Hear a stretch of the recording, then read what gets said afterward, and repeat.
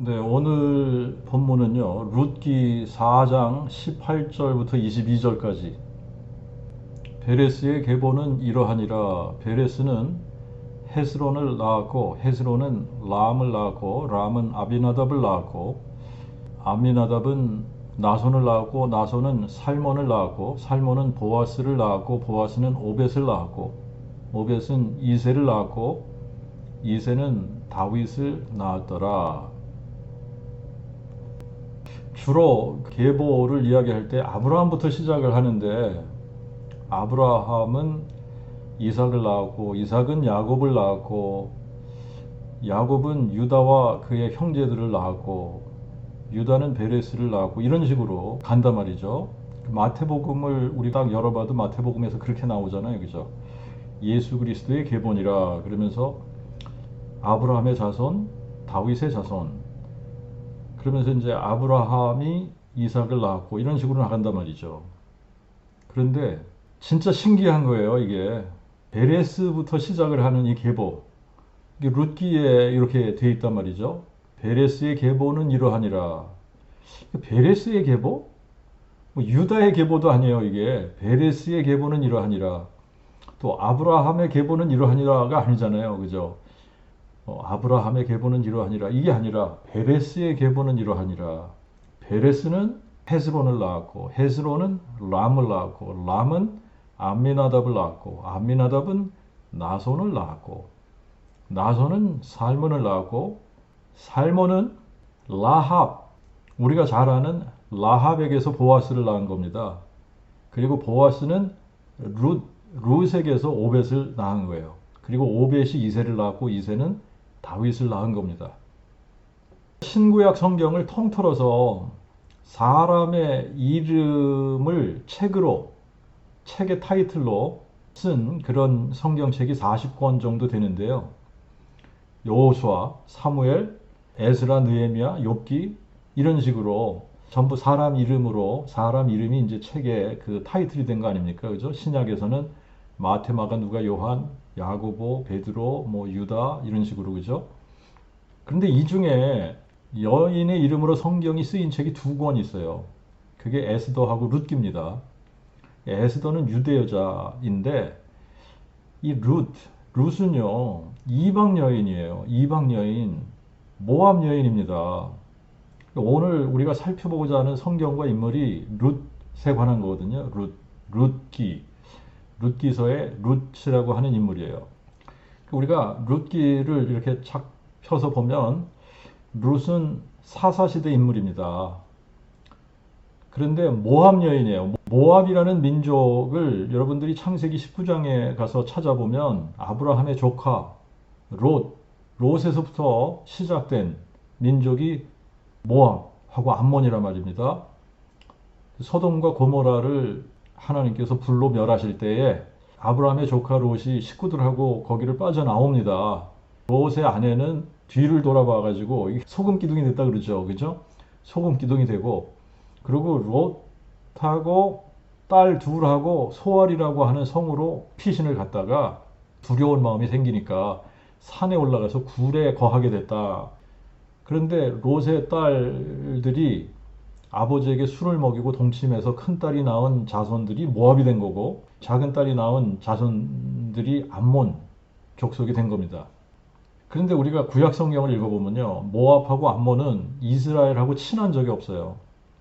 민수기를 읽다가 보면 그 이스라엘 백성들이 출애굽해서 북쪽으로 이렇게 쭉 올라오면서 모압 근방에 왔을 때 모압 사람들이 물이나 떡이나 이런 거를 사서 먹겠다 그래도 에돔 사람들도 못 지나가게 하고 모압 사람들도 못 지나가게 하고, 그래서 결국은 모압 변방에 진을 치고 있을 때 모압의 왕 발락이라고 하는 사람이 미디안의 선견자 같은 그런 역할을 했던 발람이라고 하는 사람이 있었습니다. 이 발람, 미디안의 발람이라고 하는 사람을 뇌물을 많이 줬죠. 금품을 많이 줄 테니까 와서 모압 앞에 진을 치고 있는 이스라엘 백성들을 저주해달라. 그래서 이제 발람이 발락의 요청을 듣고 많은 금품을 받을 줄 알고 발락에게 가서 이스라엘 백성들을 저주하려고 하면 하나님께서 발람의 입을 주장하셨어요. 그죠? 그래서 발람은 이스라엘을 저주하려고 하는데 나오는 말들이 축복하는 말들이 나오는 거예요. 그래서 그러면 여기 말고 또 다른 데 가서 하자. 그래서 장소를 옮겨가면서 계속 이스라엘 백성들을 저주하려고 하는데 축복하는 말이 나오고, 그래서 이제 발람이 떠나면서 발락에게 어떻게 하면 이스라엘을 망하게 할 수 있는지 비법을 가르쳐주고 돌아갔단 말이에요. 그래서 시딤, 민수기 25장에 보면 이 시딤이라고 하는, 그래서 여러분들이 성경을 읽다가 시딤을 기억하라 이제 이런 글이 나오면, 시딤에서 무슨 일이 있었느냐 하면 발람이 발락에게 가르쳐주고 간 게 뭐냐면 모압 여인들을 미인계를 쓰라는 얘기예요. 그래서 모압 사람들이 자기 신들에게 제사할 때 이스라엘 백성들을 초대해서 행음하게 하라. 그게 통했던 겁니다. 모압 여인들이 자기 신들에게 제사할 때에 이스라엘 사람들 초대하니까 거기 가서 모압의 신들에게 같이 절하고 제사 드리면서 행음하고 그런 일이 있었단 말이죠. 그래서 하나님의 진노가 임했었단 말이죠. 그럴 때 이제 이 비느하스가 하나님의 진노를 품고 행음하는 이스라엘의 족장인가 뭐 그런 식으로 나오지 않습니까? 모압 여인하고 뭐 이름도 정확하게 나오잖아요. 고스비라고 하는 여인하고 행음하는 거를 가서 그냥 창으로 찔러 죽였단 말이죠. 둘 다. 그래서 하나님의 진노가 풀어졌던 그게 이제 시딤이에요. 시딤에서 그런 일이 있었던 거예요. 모압은 이스라엘하고 좋은 관계가 아니에요. 그런데 룻이 모압 여인입니다. 룻기 1장을 읽다가 보면 유다 베들레헴이라고 하는 지역에 사는 유다 사람 중에 엘리멜렉이라는 사람이 그 땅에 흉년이 들었다는 이유로 모든 재산을 팔고 땅도 팔고 다 팔아요. 팔고 베들레헴을 떠나는 거예요. 베들레헴을 떠나서 어디로 가냐면 모압 땅으로 가서 거주하면서 살게 되는 이야기가 시작이 돼요. 거기서부터 시작을 하는 거예요. 저는 성경을 읽으면서 탐나는 인물? 야, 이런 사람이 우리 집안에 있었으면 너무 좋겠다라고 이렇게 왜 좀 부럽기도 하고 탐나는 인물들이 있지 않습니까? 뭐 여러분들이 성경 읽다가 탐나는 그런 인물들이 누군지 모르겠어요. 뭐 요셉이 탐날 수도 있고 다니엘이 탐날 수도 있고 뭐 그럴 수 있는데 저는 탐나는 인물 중에 하나가 룻이에요. 룻. 이 룻이라고 하는 이 여인이 성경 66권 중에 이방 여인의 이름으로 책 제목을 붙인 유일한 여인이기도 하지만 그러면서 예수 그리스도의 계보의 이름을 올린 여인 중에 한 사람이에요. 여러분 여기에 이름을 올린다는 것은 쉬운 일이 아닙니다. 예수 그리스도의 계보에 이름이 올려진다. 이거는 어마어마한 특권을 받은 여인입니다. 마태복음 여러분들이 1장을 읽어보면 예수님의 계보가 쭉 나와요. 그죠? 그런데 이 여인 넷이 등장을 합니다. 첫 번째 여인이 유다의 며느리 다말이에요. 다말은 창세기 38장을 읽어보면 유다가 어떻게 해서 다말에게 들어가서 베레스와 제라 이 쌍둥이 아들을 낳게 되었는지 이게 자세하게 기록이 되어져 있습니다. 그리고 이제 두 번째 여인은 여호수아에 나오는 여리고성에 살던 기생 라합이죠. 라합. 하나님이 원하시는 것이 번제가 아니라 하나님 아는 것을 원하신다 그랬는데 이스라엘 백성들은요. 애굽에서 12가지 재앙 내리시는 것을 다 경험했고 홍해가 갈라지는 거 다 경험했고 미디안 광야에서 하나님께서 쓴 물을 달게 하시는 거 호렙산에서 하나님께서 불 가운데 나타나셔서 말씀하시는 거 반석을 깨트려서 물이 하수처럼 쏟아져서 그 물을 마시는 거 만나를 먹은 거 등등 하나님 되심을 수도 없이 많이 경험을 했는데 그럼에도 불구하고 이스라엘 백성들 중에는 여호와를 마음으로 아는 사람들이 거의 없었습니다. 그런데 여리고성에 여호와 하나님을 마음으로 믿은 한 여자가 있었잖아요.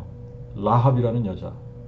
그러니까 이 라합이라는 여자가 여호와 하나님을 마음으로 알고 믿었기 때문에 이 라합을 구하기 위해서 여리고성에 정탐을 보내게 하셨던 거예요.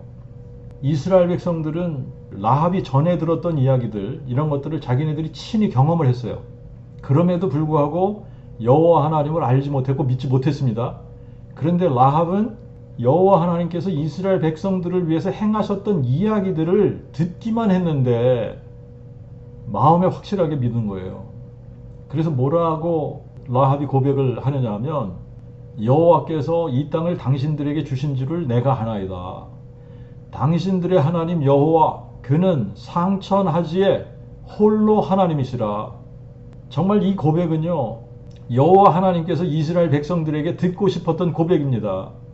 그런데 그 고백을 이방 여인 라합이 지금 하고 있잖아요. 여호와께서 이 땅을 우리에게 주셨다. 이스라엘의 하나님 여호와는 상천하지에 홀로 하나님이시다. 이런 고백을 듣기 원하셨는데, 이 고백이 누구한테 나오느냐 하면 여리고성에 사는 라합이라는 기생 라합의 입에서 이 고백이 나오는 거예요. 여호와 하나님께서 수도 없이 외치셨던 말씀입니다. 나는 여호와야. 나는 너희 하나님 여호와라. 너희가 나를 여호와인 줄 알리라.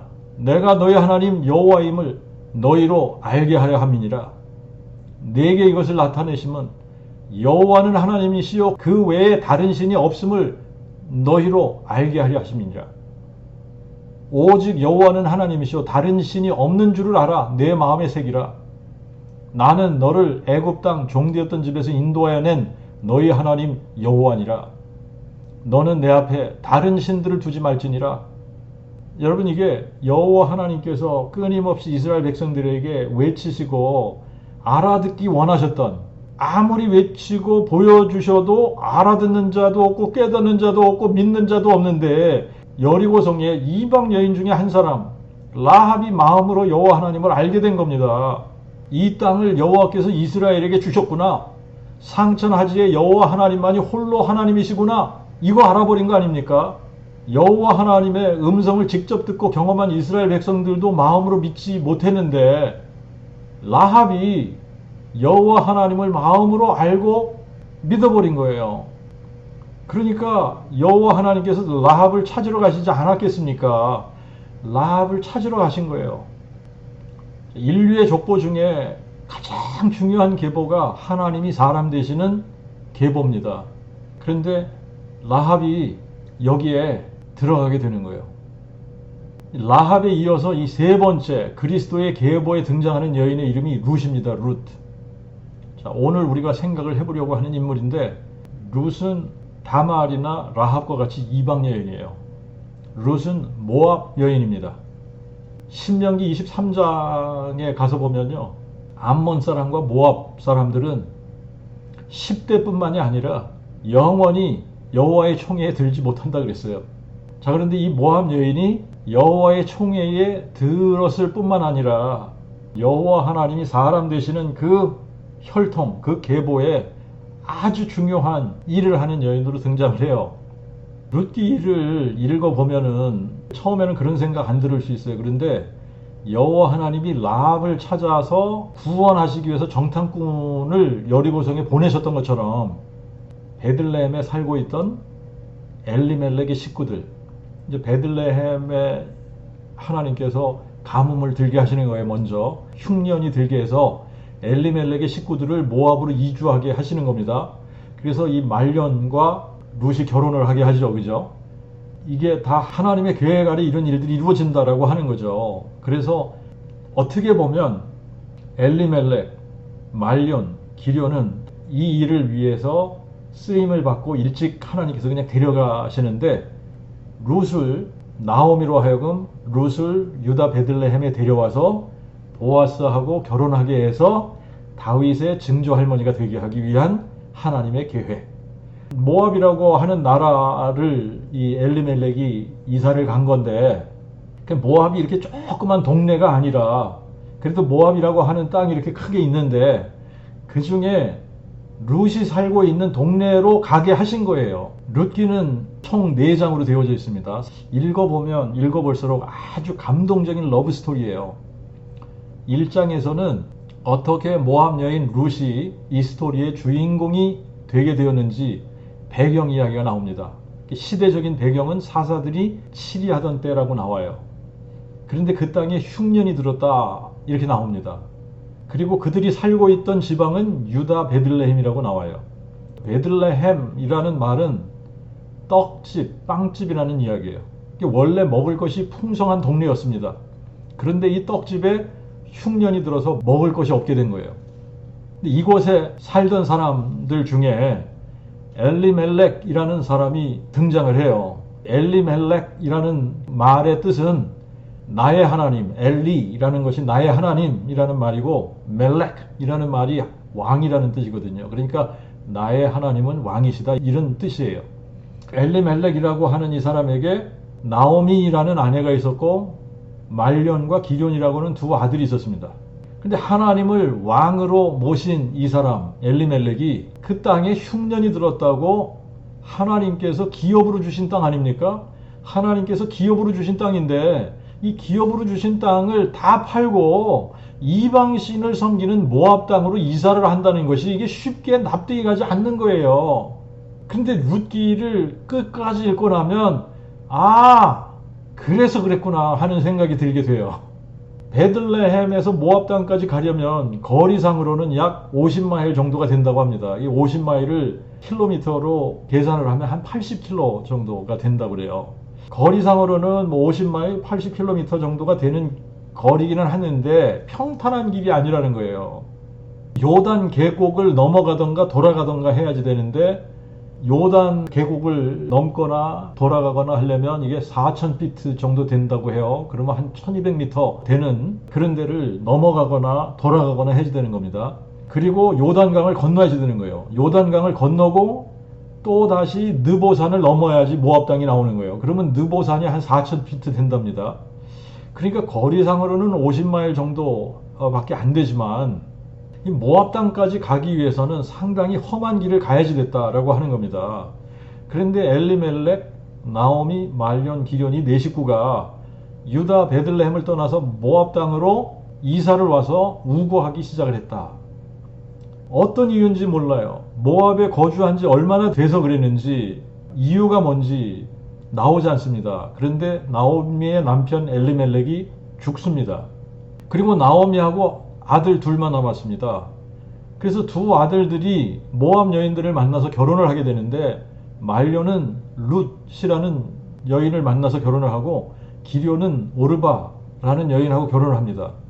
아기들이 없는 것으로 봐서 결혼한 지 얼마 안 되는 것 같은데 나오미가 모압에 거주한 지 10년쯤 되어서 무슨 이유인지 몰라요. 이유가 나오지 않아요. 말련과 기럐 두 아들 역시 죽습니다. 아마 한국 사람들 같으면요 나오미가 팔자가 센 여자라고 꽤 이렇게 흉을 볼 거예요. 그죠? 남편 죽었죠. 얼마 안 돼서 아들 둘 다 죽었죠. 그러니까 이제 나오미하고 며느리 둘만 남은 거예요. 근데 그때 무슨 소식을 듣게 되냐면 여호와께서 자기 백성들을 돌아보사 그들에게 양식을 주셨다는 소식을 듣게 됩니다. 그래서 나오미가 두 자부를 데리고 베들레헴으로 돌아가려고 길을 나섰습니다. 길을 나서서 길을 행하다가 나오미가 생각을 해보니까 이거는 아닌 것 같아. 이거는 자기만 위하는 것 같고 며느리들을 위하는 게 아니란 말이에요. 며느리들은 아직 젊고 모압 여인들 아닙니까? 그러니까 자기 백성 중에 거하면서 새로운 삶을 시작하게 하는 게 며느리들을 위한 것이다 라는 생각이 들어서 그래서 이제 며느리들을 놓고 이렇게 이야기를 합니다. 너희는 각각 너희 어미의 집으로 돌아가라. 너희가 죽은 자와 나를 선대한 것 같이 여호와께서 너희를 선대하시기를 원하며 여호와께서 너희로 각각 남편의 집에서 평안함을 얻게 하시기를 원하노라 하고 자부들에게 입 맞추고 혼자 가려고 했어요. 그러니까 자부들이 소리를 높여 울었다 그럽니다. 처음에는 오르바와 룻이 함께 우리는 어머니와 함께 어머니의 백성에게로 돌아가겠나이다 그랬단 말이에요. 그러자 나오미가 계속 설득을 해요. 여호와의 손이 나를 치셨으므로 나는 너희로 인해서 더욱 마음이 아프다. 그러니까 둘이 소리를 높여 다시 울다가 오르바는 나오미에게 입을 맞추고 돌아갔어요. 그럴 때 나오미가 룻에게 또 말합니다.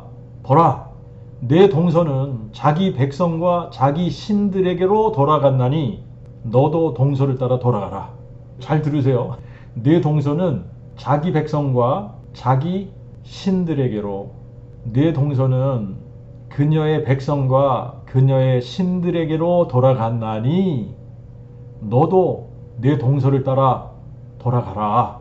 그런데 아마 이게 룻기서에서 가장 유명한, 그리고 이거는 읽으면 읽을수록 야 진짜 멋있다, 어떻게 이런 말이 나올까 하는 그런 본문입니다.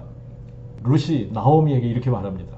저로 어머니를 떠나며 어머니를 따르지 말고 돌아가라 강권하지 마옵소서. 어머니께서 가시는 곳에 저도 가고 어머니께서 유숙하시는 곳에 저도 유숙하겠나이다. 어머니의 백성이 저의 백성이 되고 어머니의 하나님이 저의 하나님이 되시리니 어머니께서 죽으시는 곳에서 저도 죽어 거기 장사될 것이라. 만일 제가 죽는 일 외에 어머니와 떠나면 여호와께서 제게 벌을 내리시고 더 내리시기를 원하나이다. 아마 세상에 존재하는 며느리가 시어머니에게 한 말들을 말이죠, 다 모을 수 있다면 그 중에 가장 아름다운 말을 뽑으라 그러면 모압 여인 룻이 한 이 말이 가장 아름다운 말이 아닐까. 정말 이거는요 진짜 멋있는 말이에요. 저로 어머니를 떠나며 어머니를 따르지 말고 돌아가라고 강권하지 마옵소서. 어머니께서 가시는 곳에 저도 가고 어머니께서 유숙하시는 곳에 저도 유숙하겠나이다. 어머니의 백성이 저의 백성이 되고 어머니의 하나님이 저의 하나님이 되시리니 어머니께서 죽으시는 곳에 저도 죽어 거기 장사될 것이라. 만일 제가 죽는 일 외에 어머니와 떠나면 여호와께서 저에게 벌을 내리시고 더 내리시기를 원하나이다. 제 개인적인 생각이지만 제 생각이 맞을 거라고 확신을 하는데, 모압 여인 룻이 이스라엘 백성의 하나님이 여호와라는 것을 알았죠. 그죠? 그렇기 때문에 여호와께서 상천하지에 홀로 한 분, 유일하신 참 하나님이라는 것을 알았던 거예요. 그래서 자기 백성에게 돌아가서 자기 백성들이 섬기는 거짓 신들을 섬기는 것보다 나오미와 홀로 남더라도 나오미를 따라서 이스라엘 하나님 여호와를 섬기기로 작정을 한 겁니다. 근데 모든 것을 아시는 여호와 하나님이 여리고성의 라합이 상천하지에 홀로 한 분 여호와만이 유일하신 참 신이라고 하는 것을 알고 믿었던 것처럼, 그래서 라합을 구하러 여리고성에 정탐꾼을 보내셨던 것처럼 모압 땅에 룻이라고 하는 이 한 처녀가 마음이 이스라엘의 하나님 여호와를 향해 있던 것을 아시고 엘리멜렉의 식구들을 모압 땅으로 보내셨던 거라고 생각을 해요. 그러니까 여러분, 모압 땅에 어디를 가야 룻이라고 하는 여자를 만나는 겁니까? 그런데 룻이 있는 지방에 보내신 거예요.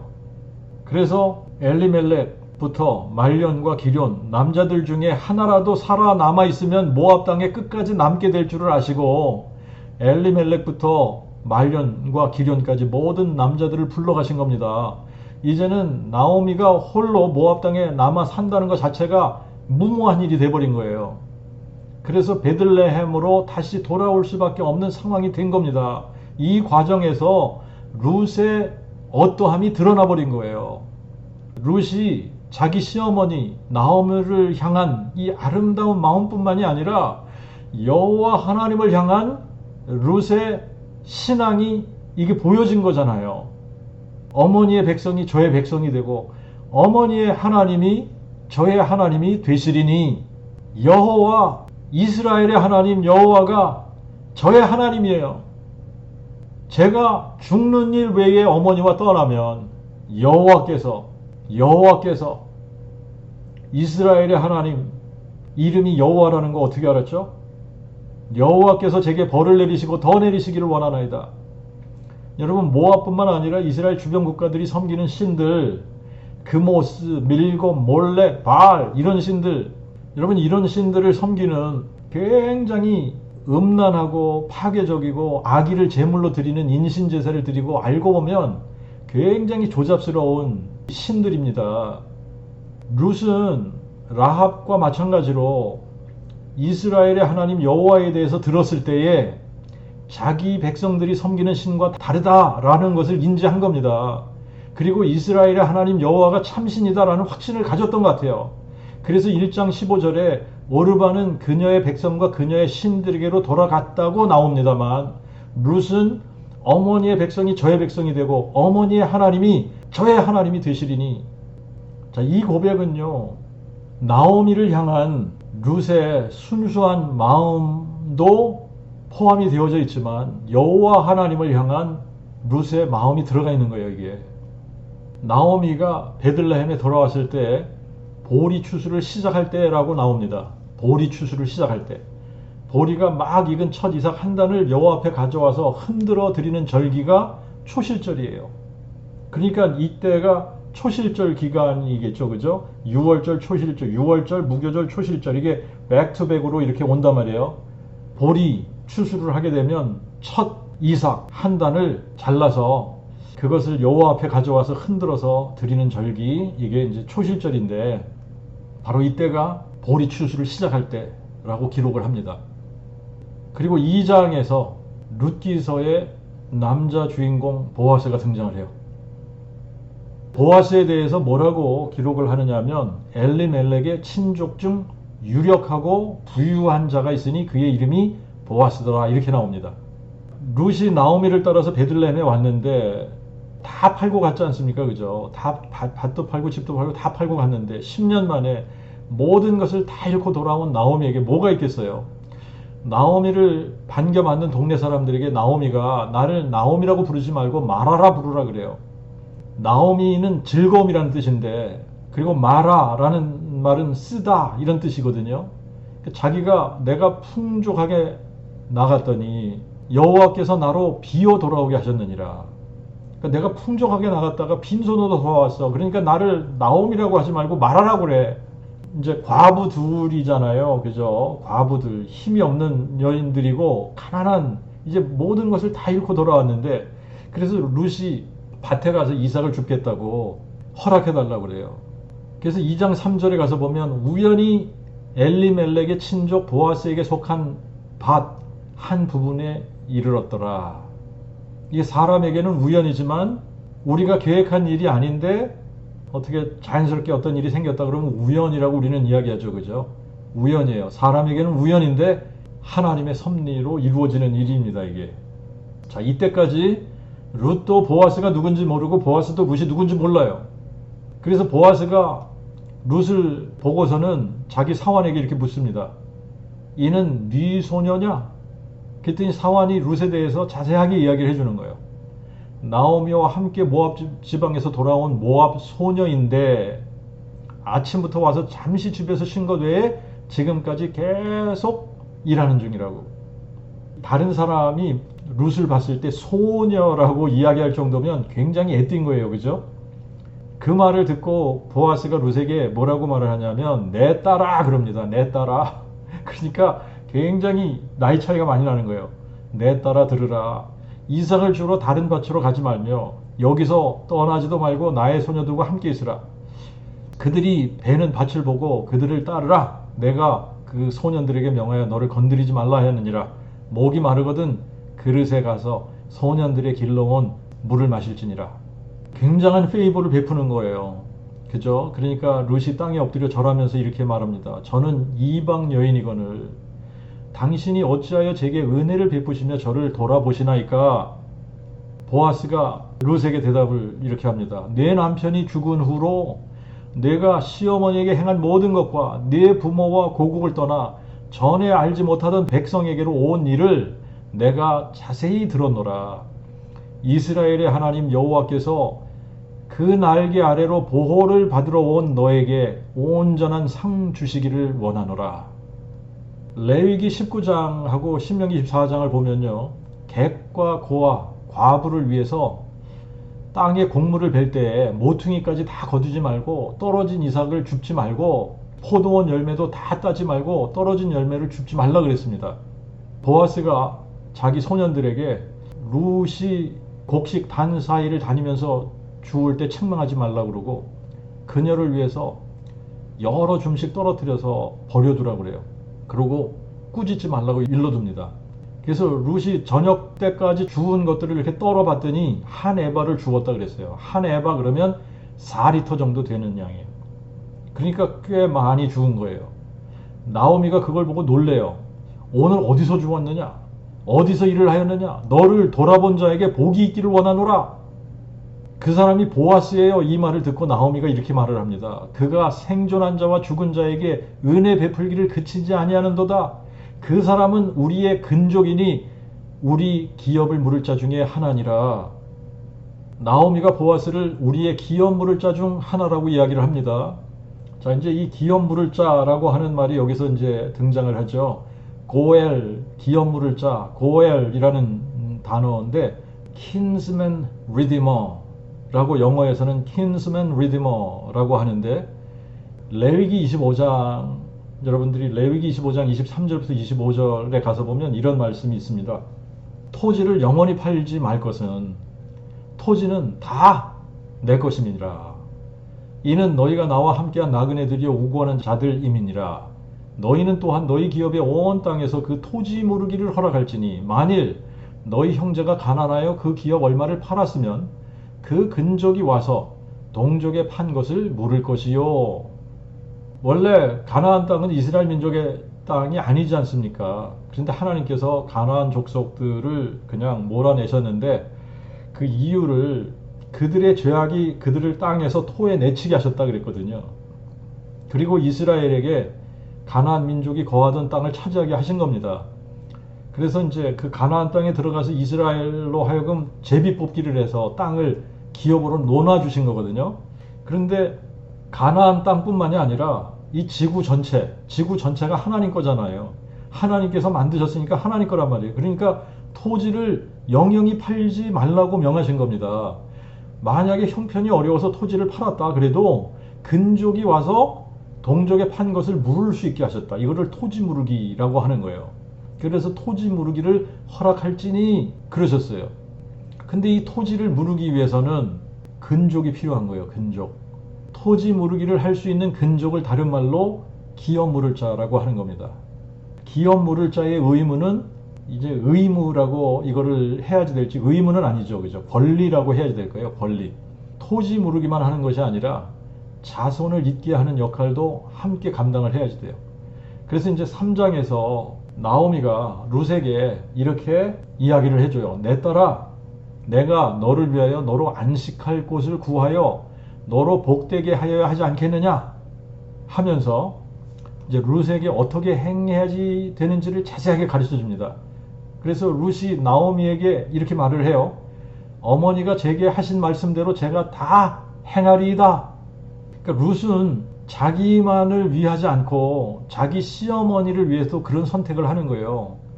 그래서 이제 룻이 타작마당으로 내려가서 나오미가 자기에게 명한 대로 다 했는데 보아스가 먹고 마시고 마음이 즐거워서 곡식 단더미 끝에 누울 때까지 기다린 거예요. 룻이 가만히 그의 발치 이불을 들고 거기 누웠어요. 밤중에 보아스가 깜짝 놀란 거죠. 몸을 돌이켜서 보니까 한 여인이 자기 발치에 누워 있는 거예요. 그래서 보아스가 내가 누구냐? 그러고 물으니까 저는 당신의 여종 룻이오니 당신의 옷자락으로 여종을 덮으소서. 이는 당신이 우리 기업 물을 자가 됨이니이다. 자, 이게 이제 청혼을 하는 말이에요. 당신의 옷자락으로 여종을 덮으소서라고 하는 게 청혼을 하는 겁니다. 당신이 우리의 기업 물을 자가 됨이니이다.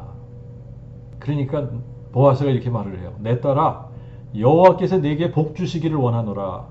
내가 가난하건 부여하건 젊은 자를 쫓지 아니하였으니 내가 처음보다 나중에 더 큰 인애를 베풀었도다. 이제 딸아, 두려워 말라.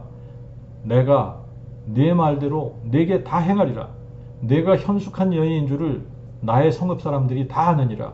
이제 참으로 나는 비록 내 기업 물을 자이지만 오히려 나보다 더 가까운 친족이 있으니 그가 기업 물을 자의 책임을 내게 이행하면 좋으니 그가 그 기업 물을 자의 책임을 행할 것이나 만일 그가 기업 물을 자의 책임을 내게 이행코자 아니하면 여호와의 사심을 두고 말하노니 내가 기업 물을 자의 책임을 네게 행하리라.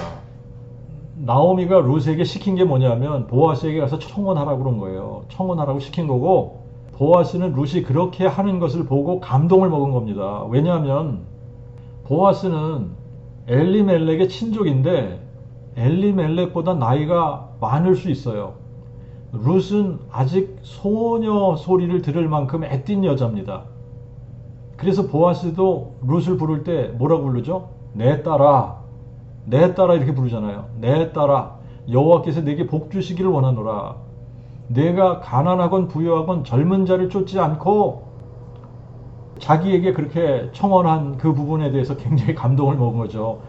그래서 내가 처음보다 나중에 더 큰 인애를 베풀었도다. 근데 한 가지 문제가 있다고 얘기를 해줘요.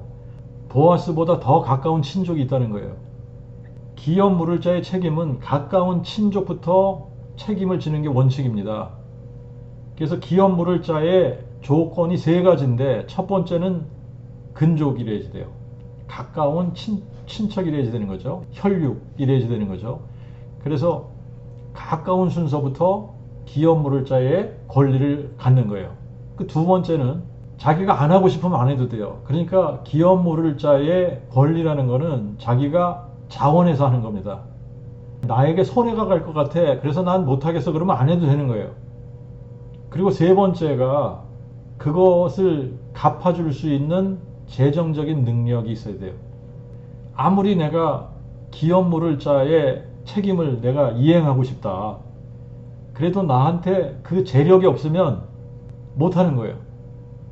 보아스는 엘리멜렉의 근족이고, 그래서 기업 물을 자이기는 하지만 보아스보다 더 가까운 친족이 있다는 겁니다.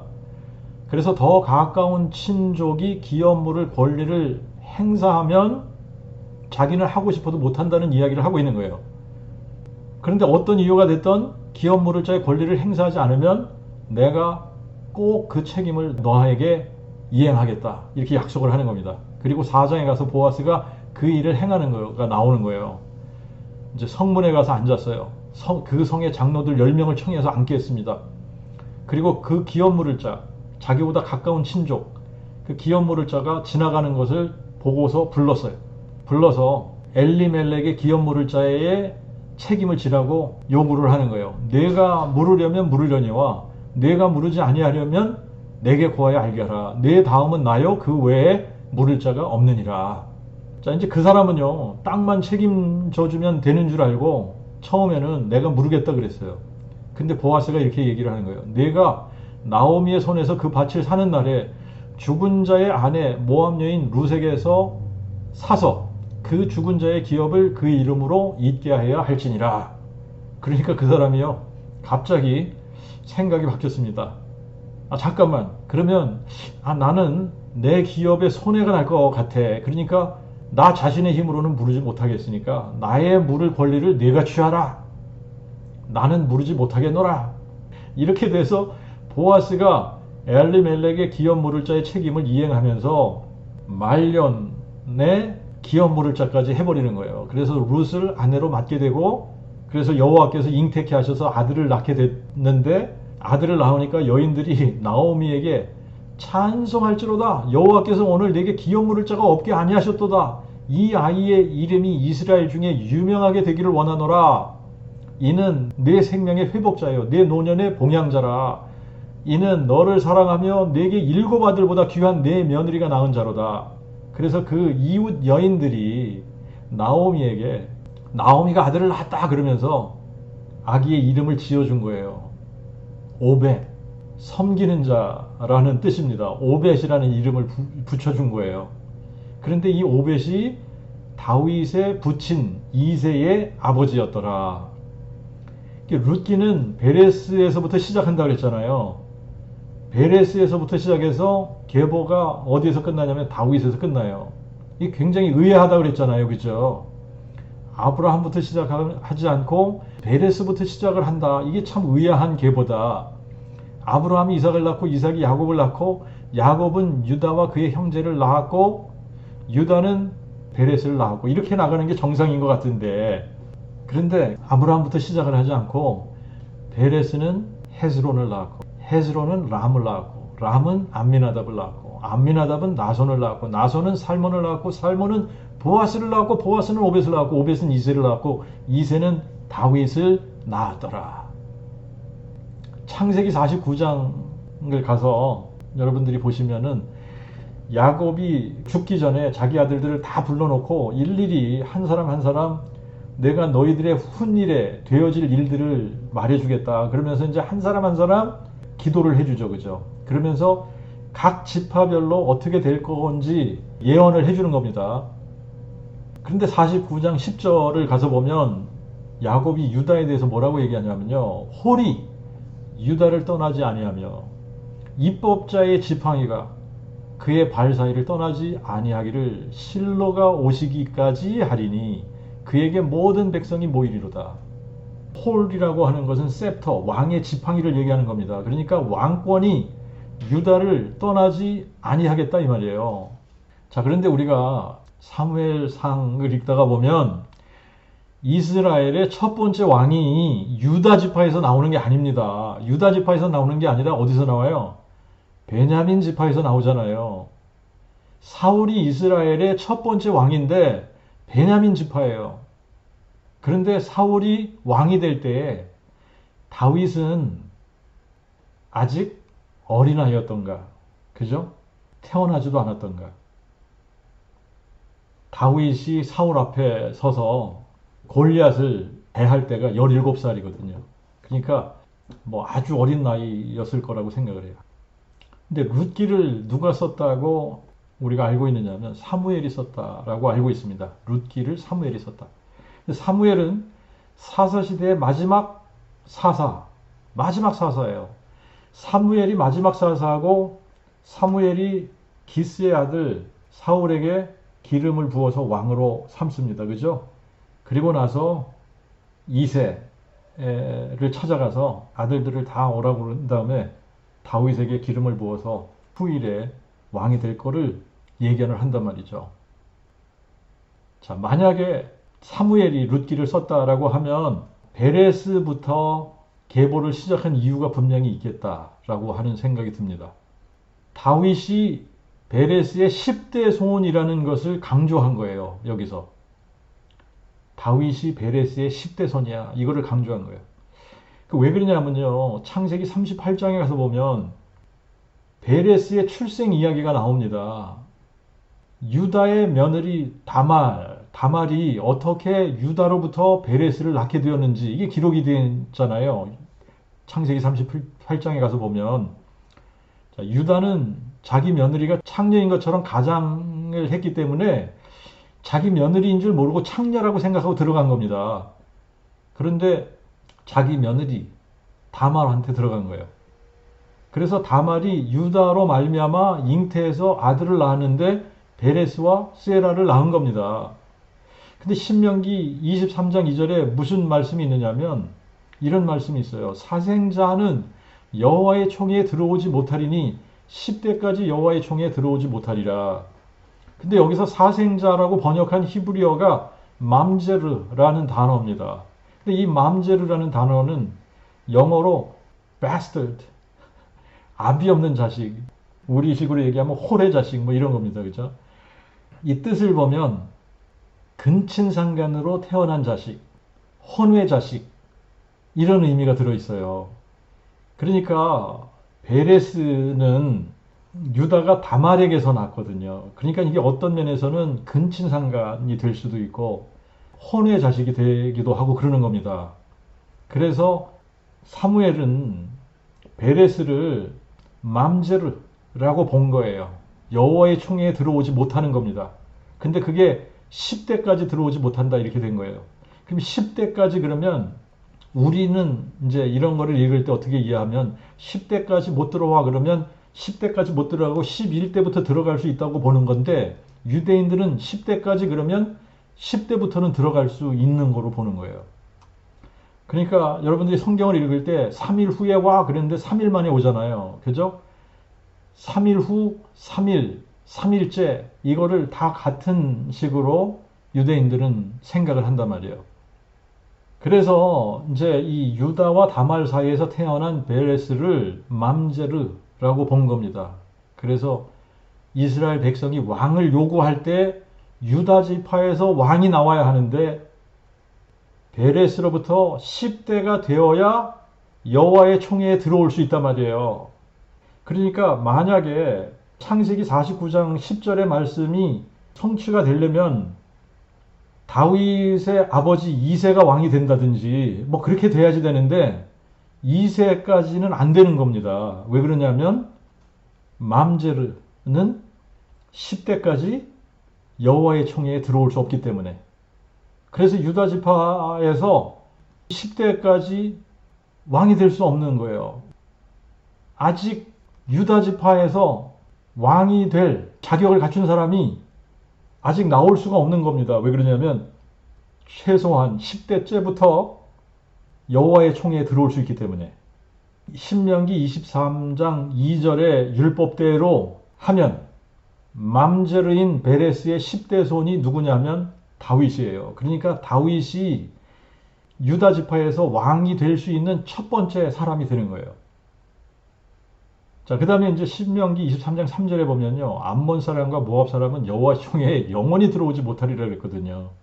이 이유를 이렇게 붙였습니다.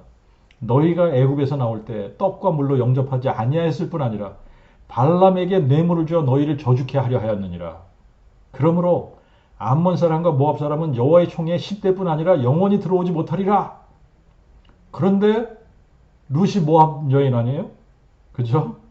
그러면 암몬 사람, 모압 사람 그랬을 때 유대인 랍비들의 해석입니다. 암몬 사람, 모압 사람 그랬을 때 암몬이 모압이는 암몬 남자와 모압 남자를 의미한다. 그러므로 여인들 중에서는 유대교로 개종해서 유대인 남자와 결혼할 수 있다. 룻이 그런 경우죠. 그죠? 룻은 모압 여인이었지만 라합이 가나안 여인으로서 이스라엘 하나님 여호와는 상천하지에 홀로 한 분 유일하신 참 하나님이시다. 이거를 알아서 믿었던 것처럼 모압 여인 룻도 그모스나 밀곰이나 몰렉이나 바알보알 같은 신들은 가짜 신이라는 걸 알았던 거예요. 그래서 이스라엘 하나님 여호와가 유일하신 참 하나님이시다. 이것을 알고 믿었던 겁니다.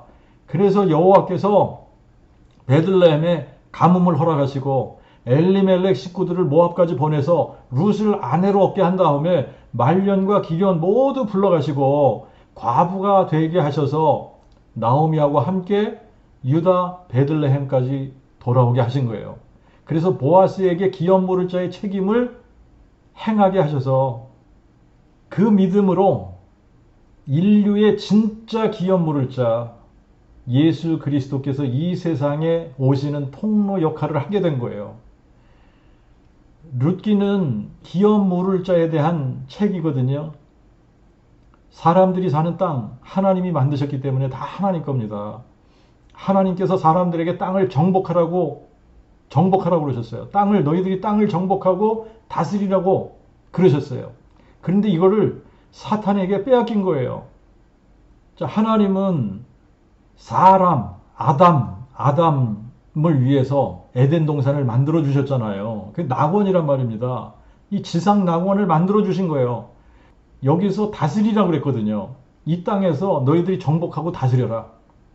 그런데 누가복음 4장 6절을 여러분들이 가서 읽어보면 마귀가 예수님을 시험하면서 예수를 이끌고 높은 산에 올라가서 순식간에 이 세상의 모든 나라를 보이고 이렇게 말했습니다.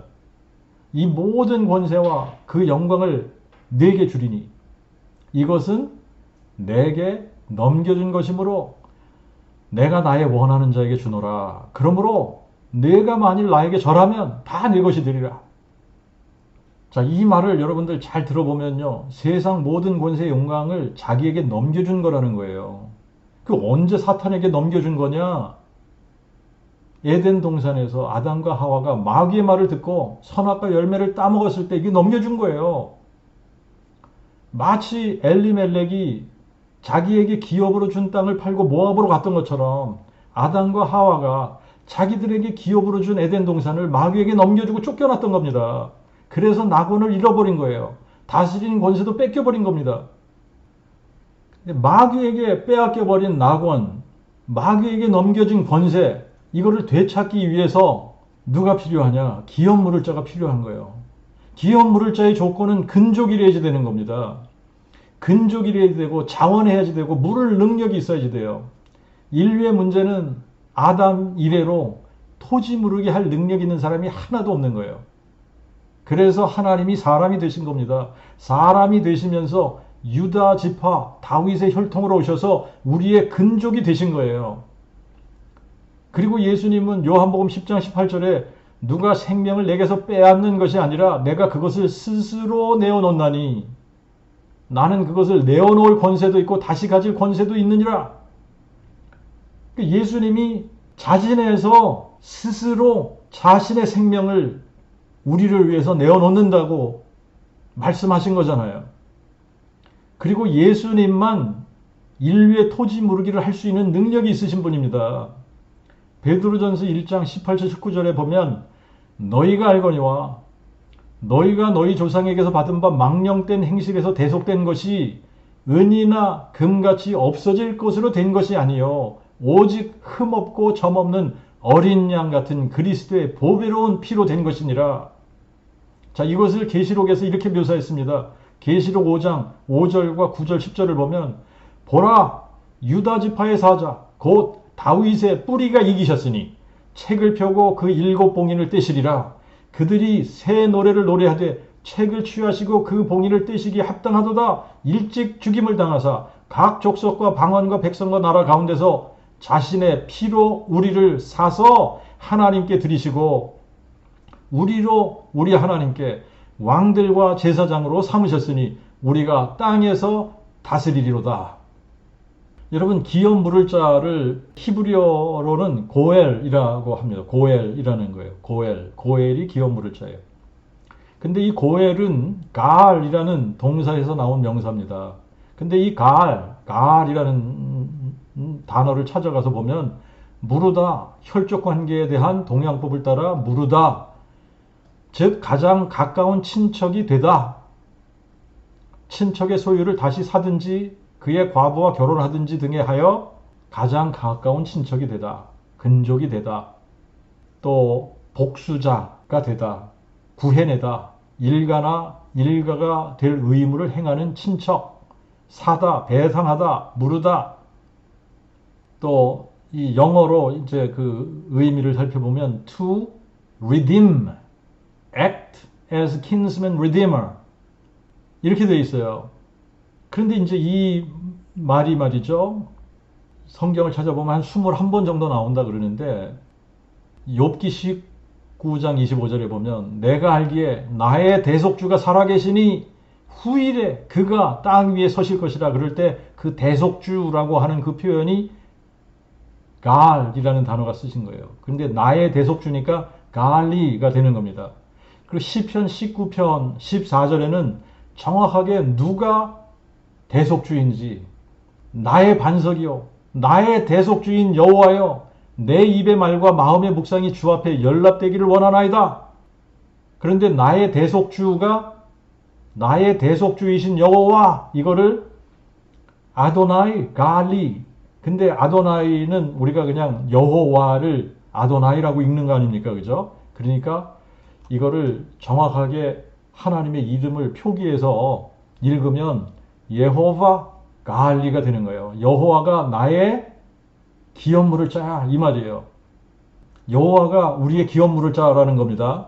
근데 실제로 우리의 기업 물을 자로 사람 되어 오신 분이 예수 그리스도거든요. 그러니까 예수가 누구라는 얘기냐면 여호와 하나님이라는 이야기를 하고 있는 겁니다. 예수가 우리의 갈리잖아요. 예수가 우리의 기업 물을 자란 말입니다. 예수 그리스도는 나의 대속주 여호와 아도나이 갈리 우리의 고엘인 거죠. 우리의 기업 물을 자 여호와이신 겁니다. 자, 룻기는 여호와 하나님께서 우리의 기업 물을 자가 되셔서 보아스가 엘리멜렉의 근족으로 기업 물을 자가 되어서 나오미의 빚을 다 갚아주고 팔았던 땅을 도로 찾아서 기업을 회복시켜 주었던 것처럼 예수 그리스도께서 다윗의 혈통으로 오셔서 자신의 피로 우리의 죄값을 다 갚아서 하늘의 기업을 물려받아 천국을 상속받을 상속자들로 우리를 삼으셨을 뿐만 아니라 우리의 조상 아담과 하와가 마귀에게 넘겨준 낙원을 되돌려 받아서 우리를 왕과 제사장으로 삼으셔서 주님이 다시 오실 때에 우리가 이 땅에서 우리를 대속하신 우리의 가알리, 우리의 가알, 우리의 고엘, 우리의 기업 물을 자, 우리의 근족 되시는 예수 그리스도와 함께 이 땅에서 다스릴 거라고 가르쳐주는 책인 거예요. 라합과 같이 이스라엘 하나님 여호와가 상천하지에 홀로 한 분 여호와이심을 믿었던 것처럼 룻은 이스라엘의 하나님 여호와, 이스라엘의 하나님 여호와를 온전히 의지했던 겁니다. 라합이 그랬던 것처럼, 룻이 그랬던 것처럼 마음에 예수의 부활을 믿은 모든 사람들, 예수를 부활이요 생명이라고 믿은 모든 사람들, 그래서 예수를 우리의 고엘, 우리의 기업물을 짜 여호와 하나님으로 알고 믿은 모든 사람들을 구원하셔서 마귀에게 넘겨졌던 에덴 동산을 다시 회복시켜 주셔서 우리로 하여금 이 땅에서 주님과 함께 다스리게 하시는 겁니다. 그리고 영원한 천국을 기업으로 상속받을 수 있는 하나님의 자녀로 만들어 주시는 겁니다. 자, 오늘은 여기까지 하겠습니다.